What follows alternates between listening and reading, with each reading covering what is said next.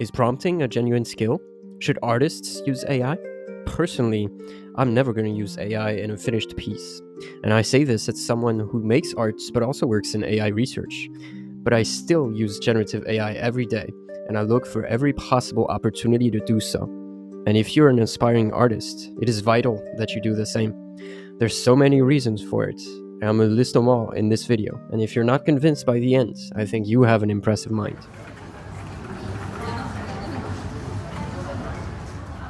So picture this. It's 1895. In a major city of southern France, workers are coming out of a factory. The low-level workers come first, and then the engineers come out. Unbeknownst to them all, though, their every move is being videotaped, and it is to be one of the very first films ever projected on a big screen. Who was taping all of this? The Lumiere brothers. What an advantage it must have been to invent cinema. What opportunity they must have had to shake up the very foundations of art. But the Lumiere brothers, rooted in photography, could not envision the boundless potential of cinema. They thought of their new invention as nothing more than moving photographs. As such, they declared it an invention without a future. We all know what became of cinema. And this lack of foresight by the Lumiere brothers is not merely a historical curiosity. Lumiere's law whispers to us across the ages, judging tomorrow's possibility by today's understanding is the path to obsolescence. So the argument that prompting is not a skill is a direct lack of awareness of Lumiere's law. And there's so much more that you're going to learn in this video. What is the worst way for artists to use AI art, the way that you should avoid? What are the really beneficial ways to use it? And what are the 4 most convincing arguments against using it in your finished pieces? By the end of the video, you'll know all of that. Part 1, the worst way to do it. Now, about a year and a half ago, when AI art really started to make waves, many of us artists started scrambling to find solid ground. Some of us wondered what use we could make of AI. If you can't beat them, join them, we said. And that's where the most absurd thing happened. Artists started to use AI as a brainstorming and idea generation tool. Out of all its uses, they chose the one that demanded they relinquish the meaning of their art. They chose to use the rendering engine, that is AI, as an idea generation tool. And then they acted like a rendering engine themselves, rendering the ideas that AI had given to them. The absurdity is apparent straight away. But there's a very deep insight here that you can learn about the mindset problem in modern art people. So let's ask ourselves the question, why do people use AI as an idea generation tool? What tempted them to do this? Maybe it was desperation in the face of AI? Maybe it was buying into the hype? In my opinion, not really. The ArtPostAI take is this. These people took this route because they had lost the true value of art.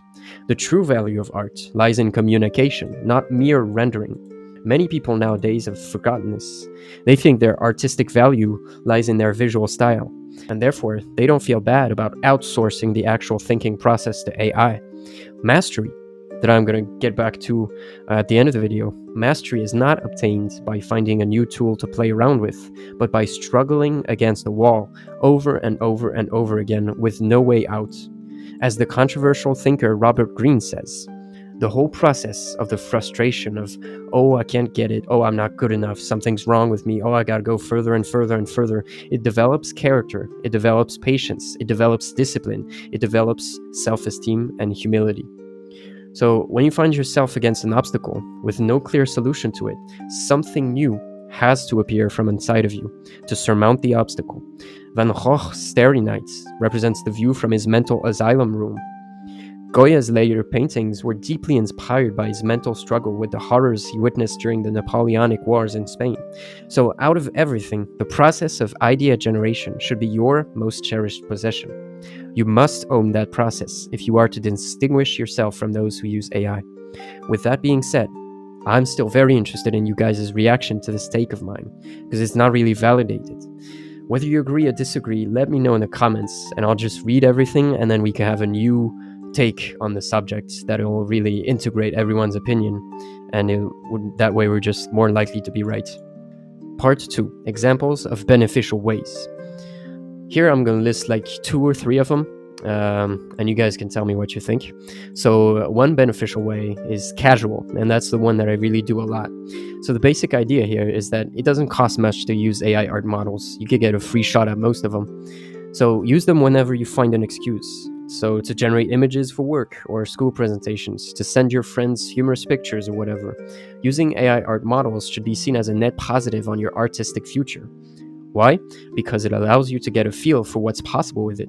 Being connected to reality on the ground allows you to dismiss the ridiculous hype on one side while still knowing that there are things that aren't worth doing anymore, and avoid tragic wastes of time learning to do things that AI just does faster and better than you. So, gaining this awareness of AI through practice is crucial because, in the realm of arts, especially, things happen beyond thinking, and you really need to practice to drill them into your mind for them to make a way into your art. So, another way is as a rendering engine. The one use of AI art, I think, in your finished pieces that I have no problem with is as a rendering engine. You don't have to stay limited to prompting by hand. You can be much more controlled with it. You can use tools such as Krita AI, which was pointed out to me by somebody in the comments called Aztec Man, whom I thank for this. And you're watching Krita AI in action right now.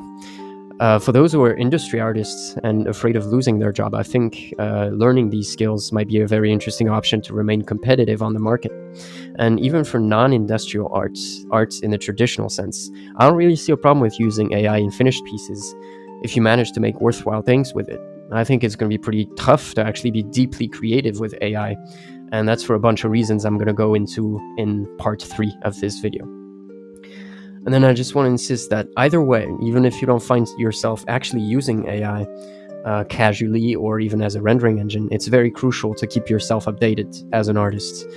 Read things, watch YouTube videos on the subject so you can know where it might go in the future and position yourself outside of the danger zone as an artist. That's very crucial. And that's a big reason why I'm running this channel right now. Because I think, as someone who knows about both AI and art, I'm in a unique position to figure some stuff out with you guys' help by sharing your thoughts in the comment section. And that'll be better for not only my future, but also everyone's future, I think, being more rational and informed and thinking about this deeply. All right, part 3. 3 arguments against using AI in your art. Argument 1. Disconnection from your body and from real life. Now, this idea I explained best in a series of posts I made on my ArtPostAI substack. If you're interested in the full thing, I'll leave the link down in the comments for you to check it out. Here, I'm just going to read a little part of one of the posts. I'll start now. The fundamental insight is this: as we copy Mother Nature, so does AI copy us. And as the renowned painter Auguste Renoir said, if you paint the leaf on a tree without using a model, your imagination will only supply you with a few leaves, but nature offers you millions, all on the same tree. We do not have access to the inner workings of nature. Our understanding of it is limited. In trying to imitate it, if we don't have it in front of us, we lose precision. All that AI sees are pictures produced by humans. AI lives in a world completely made of human creations. It knows nothing else, not the process and not the lived experience. AI only sees your shadow through the art it is shown. You are as unpredictable to it as nature is to you. But it goes even further than that. You have access to life itself. You can come back to observe the same garden day after day and notice all the little changes. So the big point is, not only are you too complex to understand for the AI, not only are you the AI's mother nature, but you also have your own mother nature that is absolutely unreachable to the AI. And so you will come up with something in your art journey through a mysterious process of inspiration from the mysterious nature. And since it comes from a process that happens in your body and in the real world, where AI has no influence, where AI doesn't know what's happening because it's trapped using internet data made by human artists, this thing which you come up with will be completely unpredictable to the AI, and it will be unique to you, and that is not replaceable. So the users of AI are trapped not only outside of their bodies because they don't use their bodies to make anything, but they're also trapped using a system that can only perceive internet data.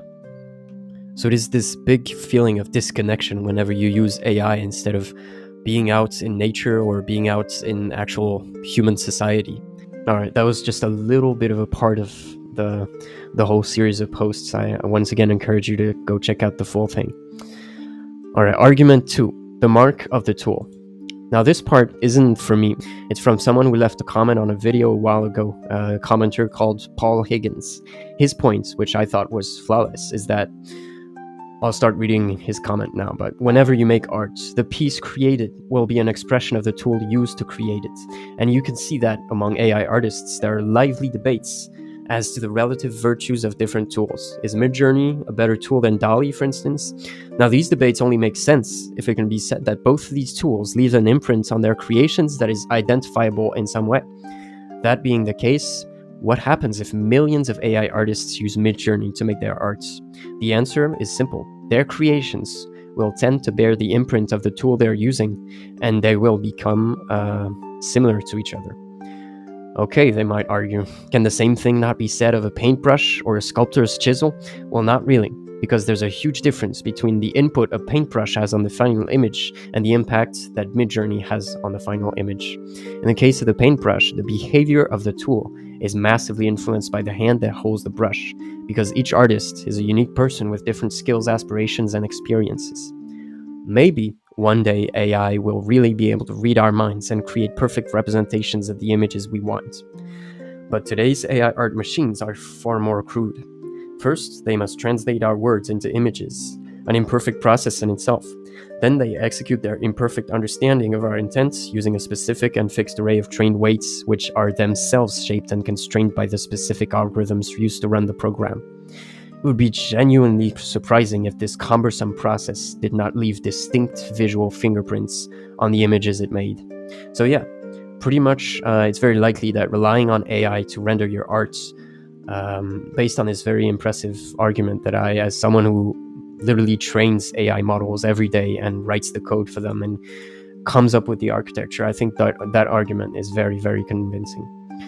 By using AI to render your art, as Paul Higgins says, you risk getting the mark of the tool on all of your art pieces, with scarcely a way to get rid of it. Argument 3. Mastery, in my opinion, is what all worthwhile artists have had. And it comes out of years of being confused and working at a skill. This is the process that I'm in personally. I'm not through like the 10,000 hours of drawing. I don't even know if I'm halfway through. I haven't counted, but this is the process of mastery. That's a journey that I'm on personally. Only time will tell if there is such a thing as mastery in using AI art models. Can you train at this for 10 years and consistently get better and just break down barriers that are standing in your way? Or is it something that you just learn in just a few months? Well, like, what's the learning curve? I would assume that the learning curve can go much higher when you're learning a skill that is physical, like drawing, than when you're just learning to put the right text into an AI art model. But only time will tell. And let's not fail to use Lumiere's law that I mentioned in the intro. But I think overall, sadly, in the modern day, we look for shortcuts where there are none. I'm going to quote Robert Greene once again here, because he wrote the book Mastery. These incredible skills that the brain has are going to be atrophying. I really feel the brain is so much more interesting to me than any piece of technology. That's what we should be worshipping, not these little toys that we create. And this might be more of a personal opinion thing, but I completely agree. But I'm very interested in anyone who disagrees. I really want to hear your take on this, so leave it down in the comments. And here to finish off on this mastery thing, I would add a quote from Michelangelo, the mythical painter and sculptor that I just think is pretty cool. He said, "If people knew how hard I worked to get my mastery, it wouldn't seem so wonderful at all." All right, so these 3 reasons are the core of why the ArtPostAI take on this question is to never use AI in our finished art ever, but to use it as much as possible outside of it. So once again, do you agree or disagree with any of the points in this video? I'm super interested in you guys' insights. That's literally why this channel exists, so that I can get insight from people. So let me know what you think down in the comments. I'll read and I'll answer. And if you're interested in joining us on this adventure to be at the forefront of the new art world brought about by AI, you can subscribe to this channel, to the ArtPostAI channel. And lastly, if you want to support us, you can check out the segment that's about to start. And if you're interested, check out the link in the description.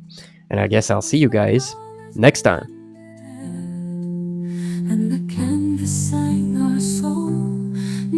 the silence whispers, haste taken control. Farewell to the strokes, the shades, the lines. Bye bye, AI. Bye bye to the visions born of human minds. Bye bye, AI. Bye bye, AI.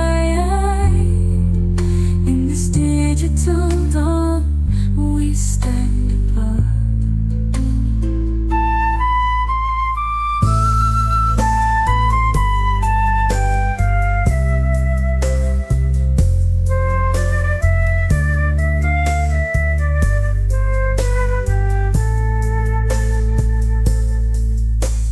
Know the artist struggle, the triumph and the strife.